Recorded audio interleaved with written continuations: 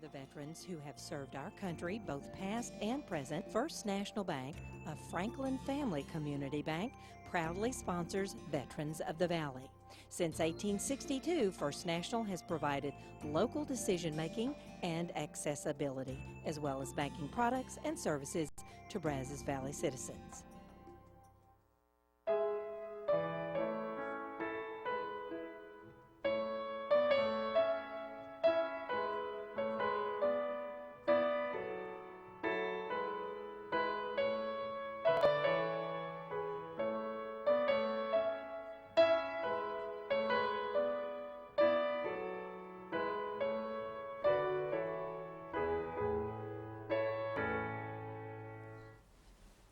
Hello and welcome to Veterans of the Valley.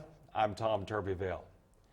Imagine having fought World War II without the B-25 bomber, or in the case of the plane that Dan Chadbourne served in, the PBJ B-25 Mitchell. It was loud, it was crowded, but it was a warrior of an aircraft that gained much of its fame as the transport for Jimmy Doolittle's 1942 raid on Tokyo. Marine Dan Chadbourne O'Brien didn't get his first wish, that was to be a tailgunner on an SBT-Dauntless, but rather became a radio gunner on the B-25, flying 38 missions in the Pacific Theater from February to September of 1945. His 443rd Marine Bombing Squadron would strafe and bomb and even serve as an escort for the fighters of the 1st Marine Wing to the invasion of Okinawa. That's Operation Iceberg. His is a fascinating story of service in World War II. Please welcome Marine flyer Dan Chadbourne. Dan, welcome. It's great to have you here on the show. You nearly had to go into the Navy or the Army, but you had some corrective surgery so that you could get your wish of going into the Marines. Talk about that. I probably would have gone in end of December of '42, and at that time the options were open to be able to go into the Marine Corps. But after making some preliminary inquiries there, they told me I would have to have that selective surgery done first. Right. So that delayed me into the spring of '43 of getting in there. Right. But I finally had to go down and be drafted in order to be, because they'd closed the enlistments with the Marines at that time. Right. And I had to be drafted, so when I did, and they got me up there to put me in the service, they gave me an option of going in the Marines or into the, not into the Marines, into the Navy or the Army. Right. And I kept telling them no, I was supposed to go into the Marine Corps, and explained that they had closed the enlistments. Well, we can't do it. So I produced a letter from the doctor that did the corrective surgery. Right. And some old salty Marine sergeant and some others went off in a corner and talked a few minutes and came back and said, okay, we're going to put you in the Marine Corps. So all right. In spite of having to go into the Army or the Navy, I ended up in the Marine Corps. Wish granted. That's great. What was your fascination with the SBT-Dauntless? And you wanted to be a tail gunner there. Well, it just looked like an exciting thing to do. And if you look into any of the old films of the SBDs bombing on the Japanese, it was pretty tough because you're coming straight down. Right. And you had air brakes to keep you from going into the ship. And it was pretty bad because after we started flying in a B-25, then you were doing more horizontal flying and you were trying to come straight down on a smokestack in one of those SBDs. Right, right. You ended up working radio and a gunner, and the 443rd Marine that you joined up in Cherry Point, North Carolina. So sort of take us there and then on into the service. Well, I actually started out in another air group prior to that, which was 416, and we did most of the training at Cherry Point and then down in Boca Chica, Florida. And when we got near the end of that training, well, they took parts of our group and shipped us overseas as replacement in this 443. Right. And we had a brand new airplane with all the new features on it. And we got out on the West Coast and they put a belly tank in that bomber so it could make it to Hawaii. and we had to take all the armament off of the plane. So we took it off and crated it, and 2 of us ended up having to escort the crates of stuff out to the island. So we flipped a coin, and another guy and myself ended up going on ship. Well, the rest of them flew up to Seattle and finally made it there, but by the time they got to the islands out where we were already assigned and in business. So they came flying in there about 2 months later, and we said, "Where have you been?" "Well, they wined and dined up in California, but we were already getting points on the ground out there where we were." So There was a point in your training, I believe, that you jumped, right? yeah. Yeah, a free fall parachute Yeah, jump. that was in training because Right. they sent us down to Camp Lejeune where they trained the paratroopers, Right, and they made you do the free fall. right. And first they made you do all the jumping off platforms and landing correctly where you didn't break your neck. But it was required that you had to make one free fall. And Go it ahead. was interesting. Yeah, I bet it was. You didn't need that training in your service, as it turned No, out later on. fortunately we didn't need to use That it. was good. You were sent to the South Pacific in 1944 and as a waist gunner. And talk about the bombing missions and sort of the nature of your bombing missions and Well, and we what you did. were in what was called the Solomon Islands, and I was on a little island called Emaru, which was the 150th meridian, about 3 degrees below the equator.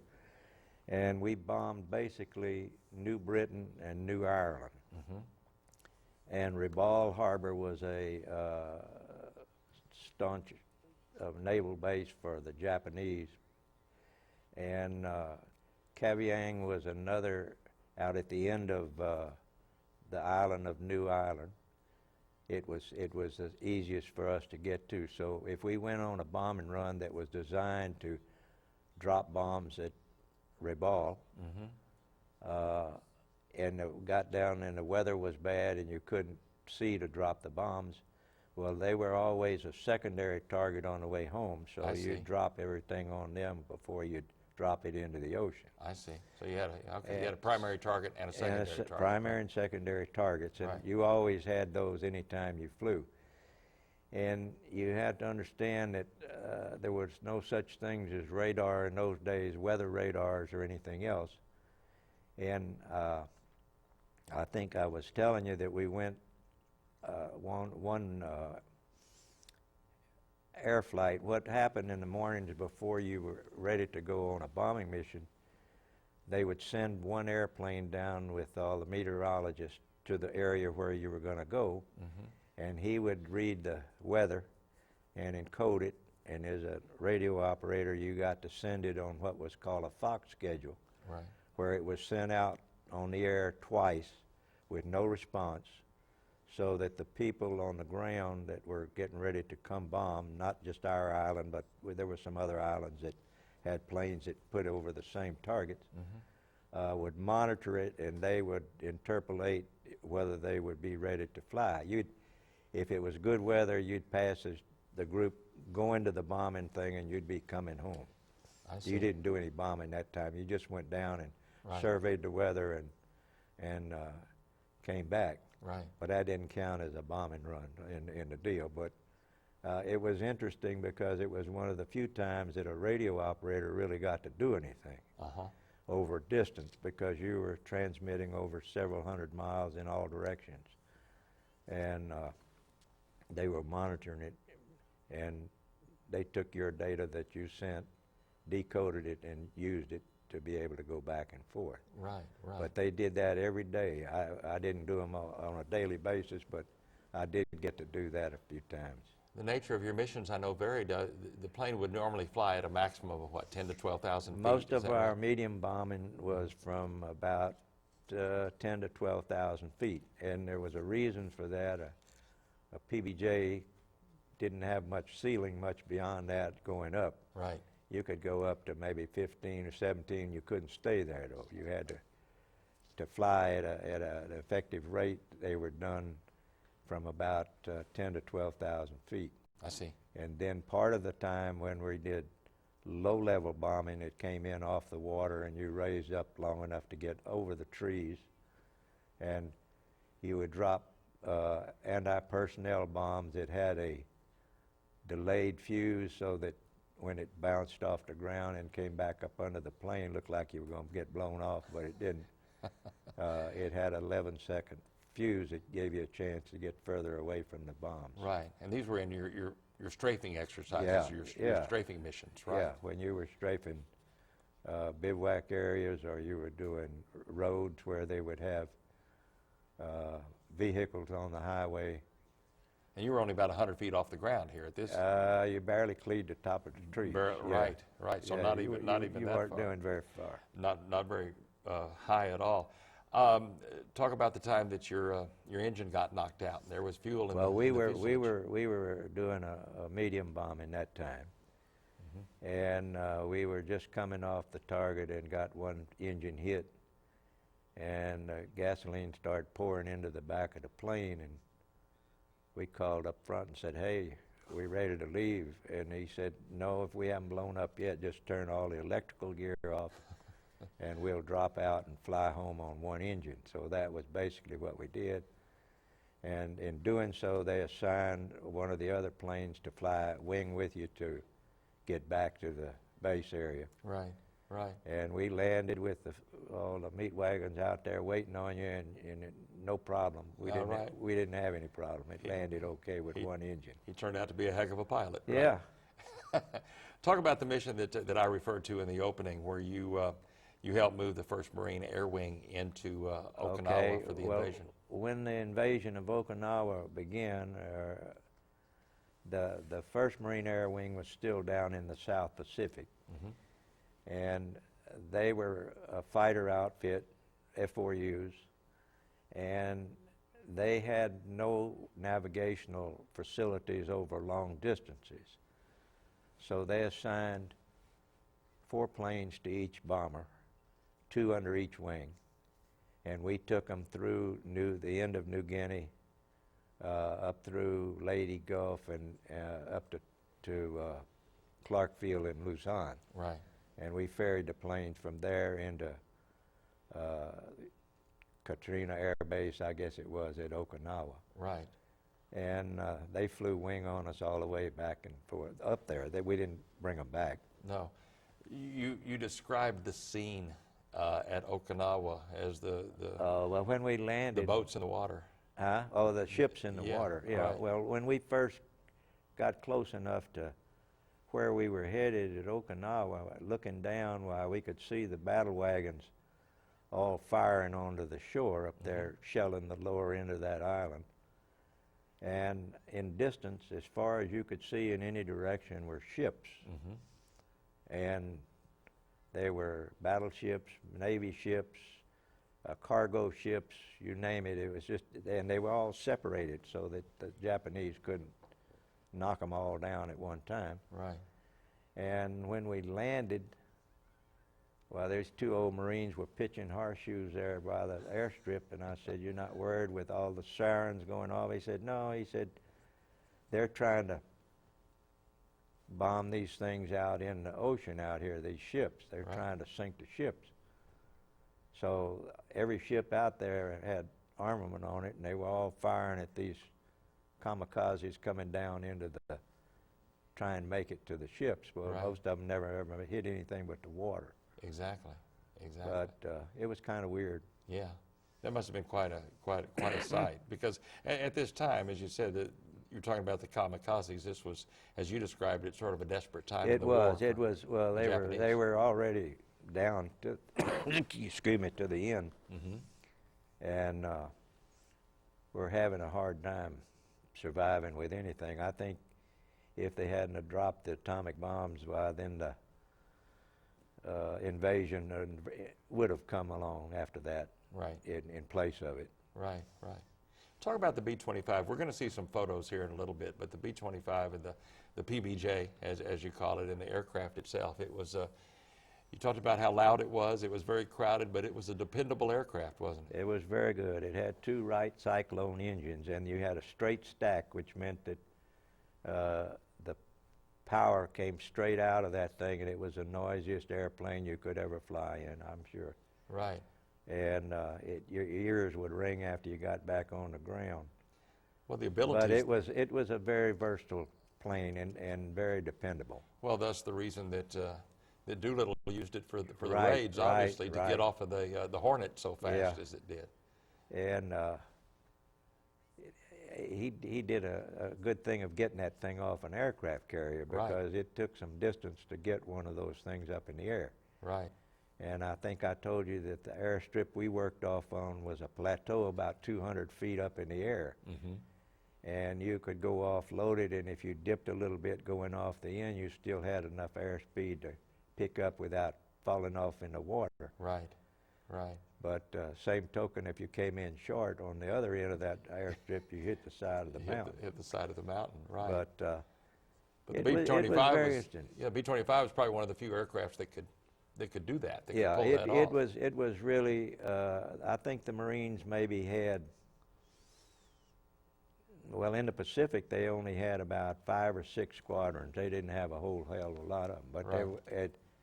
there were much more than that were in training over the years. But that basically was what most of them were. Exactly. Let's go ahead and go to those photographs that we talked about right now. These are some pictures that Dan supplied us. There's a young cowboy. That must have been. You look like you're about what? About 4 years old? I maybe in guess. that I picture, don't something remember like it, that. but No, I wouldn't expect that you would. my wife dug that picture up somewhere. I just thought it was cute. We ought to use it. So. Well, in those days, they'd bring the horse around to the neighborhood, and they'd photograph you sitting on the horse, and then they'd move on to where some other That's kids right. were. And they'd sell you the picture. Yeah, they'd sell you Well, the I'll tell you what, picture. they did that when my kids were young too. So That's right. That's been a business for a long time. It's a good business. Okay, let's move on. What a great picture that I think this is. I don't know where that was made. Well, it was obviously you were a young Marine. I was in that still in time. the service somewhere. Right, right. It's a sharp-looking Marine there. Really is. It's a good-looking picture. Now, this outfit. Okay, these were, I'm the second one from the right on the bottom down here. Mm-hmm. And these were replacements for the people that either got killed or were shipped back somewhere else. These were all airmen that were various amounts of things on it. We carried 7 people on a B-25 on this PBJ. Right. I never told you that, but that was how many That was the people crew. flew on it. Yeah, and when we up in Clark Field in Luzon, they were looking at a B-24. They were bombing Formosa in the middle of the night, night hecklers.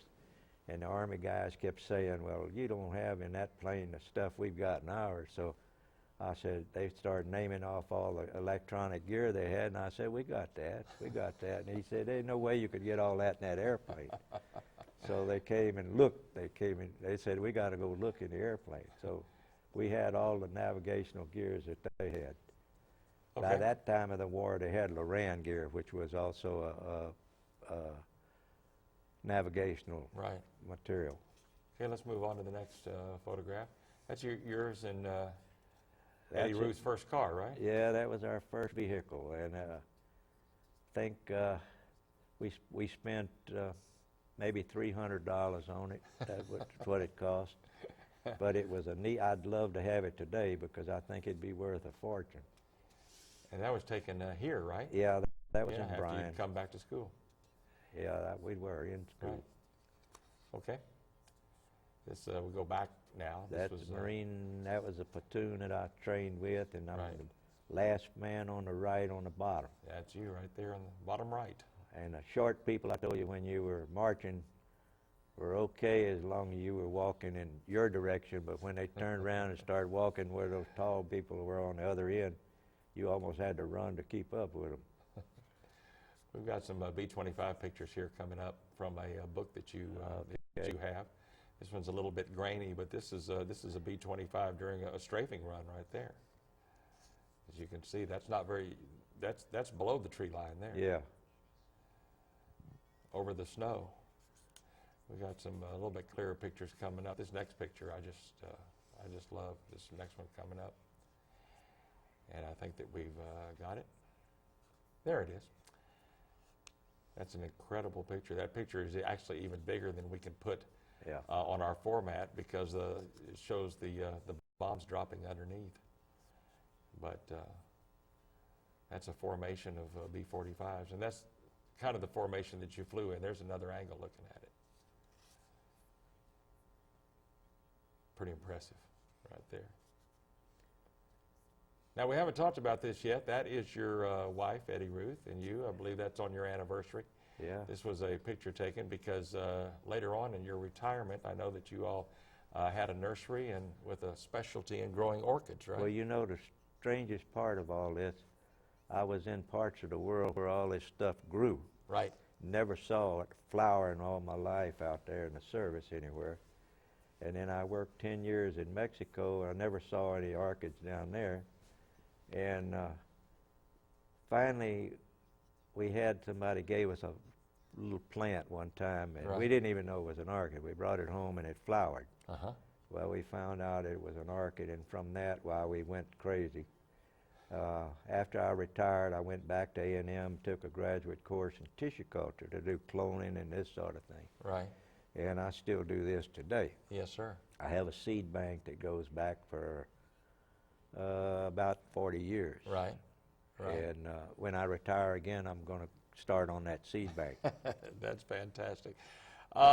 Near the end of the war, but I did want to ask you about where you were when the bomb dropped on Hiroshima and Nagasaki, and Well, where you were. we were in Malabang in Mindanao, Right. which is a big island in the southern part of the Philippines. And I think I told you that when they dropped the first bomb, nobody believed it. Right. Everybody, you know, we dropped 2,000-pound bombs, and they made a little waver in the jungle, but not big enough to wipe out a whole city. Right. And it was pretty hard to fathom that they could have something that would wipe out the entire population of one of these places. And then after they dropped the second bomb, well, then we got enough information that made it sound more feasible. Right. Right. Though it was pretty hard to imagine that you could carry something that would liquidate that much space. Right.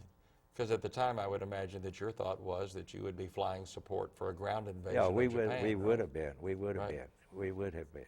We'd have been. In fact, that's what we were doing down there, was regrouping and training to go do the invasion. Indeed. And You finally came home, and December of 1945, after the war was over, you came home on a ship that took about a month. in January of '45. In January, excuse me. And I want you to talk about, you came to the West Coast, and you flew with a friend to Boulder, and you bought that friend's father's car, a Model A. Yeah.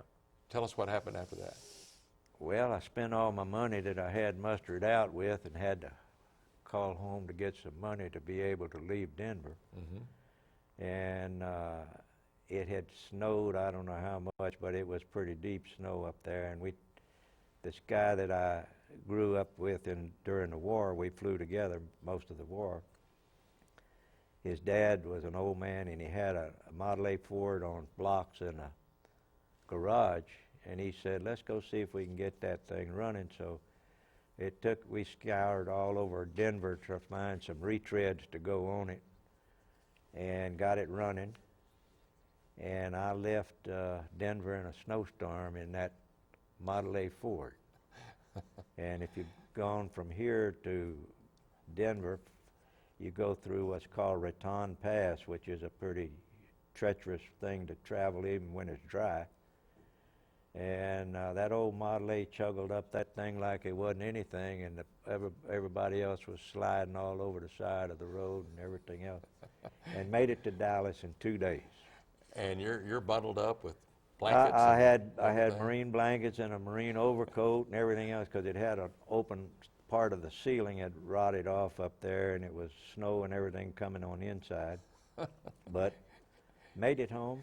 Going about a max of 40 miles an hour, I Yeah, guess, right? and I took it to Beaumont, that's where I was from, and got it all cleaned up. And when I got into A&M, I sold it, which was a big mistake, because I sold it because I thought if I came to A&M with it, I wouldn't study. Right. but it turned out there were about 5 cars on the campus in those days, so you look at it today and you can kind of guess what it would have been like. Dan, that trip might have been your most dangerous mission of your I time think away so. from I home, think- was getting from Boulder to Dallas in that Well, Model A. it wasn't that bad. Indeed. I didn't have any hurry. You came back to, you attended Lamar in Beaumont for a while, and then finally got to A&M, graduated in '49 with entomology was your path that you, and I wish we could talk more about that, but we're about to run out of time, but I want Okay. you to talk about your family. But you did spend some time in Brownsville and in Mexico. Yes. In entomology. That was your career. Yeah. But I want you to talk about your family. You have a son and 3 daughters, and of course your wife and grandkids and a couple of yeah. great-grandkids. Well, we've been married 60 years, and we had 3 daughters and 3 sons. Yes, sir. We had 2 sons that died, one near birth and one at the age of about 41 or 2 years old, maybe. Excuse me. And he had epileptic seizures and had a seizure up at the farm when I was there, an unattended seizure, and he Yes, sir. suffocated. Yes, sir. And but anyway, we've got a few grandkids and a couple of great grandkids. Right. And my wife does Cub Scouts with grandkids, and And I know that you all were very instrumental in the startup of the Brazos Valley we Rehabilitation did. Center. I'm the only charter member still living that was an initial part of that. And they gave J.O. Alexander and I, we were our wives and us were the beginning of it. But our wives really were the ones that did the legwork and did most of the work of getting that thing organized to begin with. Well, it's a wonderful, wonderful facility. We have a beautiful facility over there next to St. Joseph. Right, indeed it is. We're out of time. But Okay. thank you for being here, and thank you for your I've enjoyed service it. with the Marines. Okay, thank you, sir. Thank you for your service. Texas A&M class of 1949, Dan Chadbourne waited until after his service to come to A&M, where he got that degree and then the master's. He and his wife, Eddie Ruth, still live in the home they built in Bryan in 1956. We salute him for his service as we salute all veterans. I'm Tom Turbeville. Join us again next time on Veterans of the Valley.